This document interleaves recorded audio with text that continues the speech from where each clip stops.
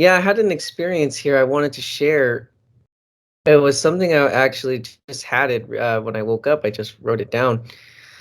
Uh, it involved a family member, and it's something that was shocking to the personal self to see, and I felt it kind of valuable to share because the influence can work through a lot of different people, etc. So basically, I seen that this lady who was my grandmother, we call her Grandma Simba, whatever, but she basically, ever since I was little, had been doing witchcraft, or I mean, in the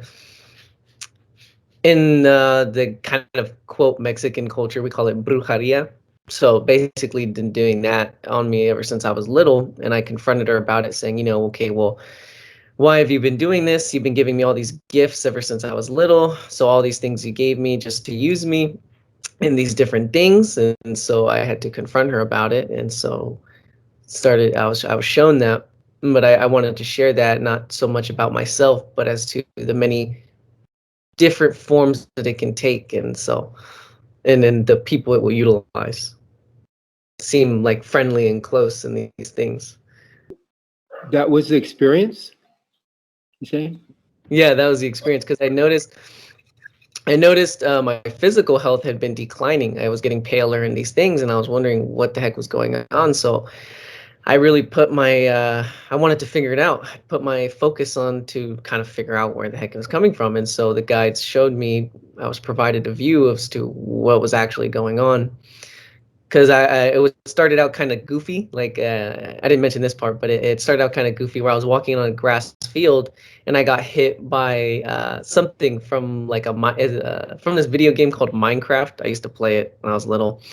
But basically, one of the effects is called wither. When you get hit, your health starts to drain slowly. And so I was like, well, what the heck did that to me? And so then I was shown it kind of played into where I confronted her because she's been doing these things, and it's tied through with gifts and things that she gives to people. She does some kind of rituals on them or whatever she does to get forms of agreement.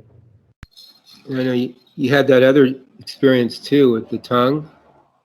Yes, and that's what really made me want to focus and buckle down on it to figure out what was going on. And it really reminded me of Rosemary's Baby. Rosemary's Baby is a good example of this also.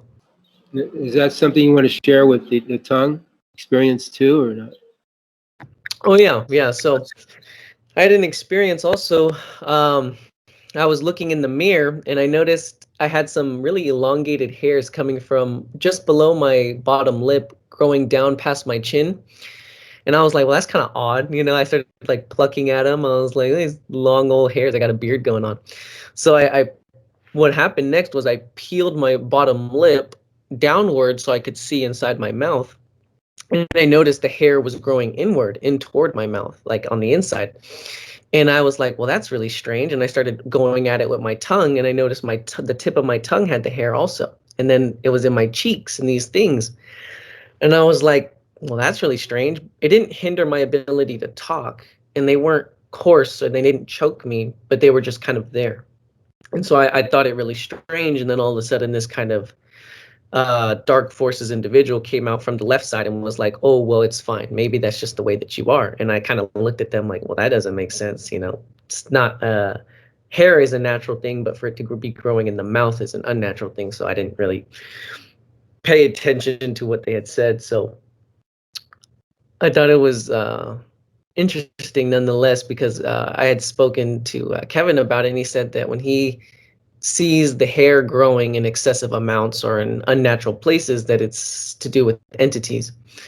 So considering that view, I was like, okay, well, what agreement did I open myself up to? Besides, I know the work thing kind of opens you up to a lot of different things, so I'm aware of that. But what allowed this entity to cling to me or to do these things? And so I started to wonder, and I started to really, well, I wanted to get rid of it, not trying to keep a little buddy hanging around too long. So that's what kind of that's what prompted my wanting to figure it out. So then I was shown ultimately by the golden guides. Great, that's good. Thank you for the experience, Jeremy. Thank you. I just wanted to share, I'll post my new book in here too. I have a book I published on Lulu, and encourage everybody to do that. Duane encouraged us to do it a long time ago, to write 80 to 100 pages of a book, and then you can publish it free on Lulu online. And it gives others like a testimony to your life and how you came into the new presentation here. It's very interesting. What happens is, like, people come out of the woodworks, at least for me, to that I never heard of before for a long time, and they say whatever, but it kind of stirs things up a little bit, because you're putting yourself out there for people to see what you're into. Facebook's one way. All the but the writing of a book is another way, just another means to get out there, reach more people. Peter here. I want to just say something related directly. You sent me your book, and I looked at it, and I shared it. I put it out there. I sent it to Ekis and others. And as I was just about to say before you spoke, Val, I wanted to say something about the fact that your book is out. And so you did it yourself, but I had almost done that because on the inner or whatever, wherever that is, on the real side, we're picking up this together, and or it's being referenced because of your book, and it's an important thing to understand.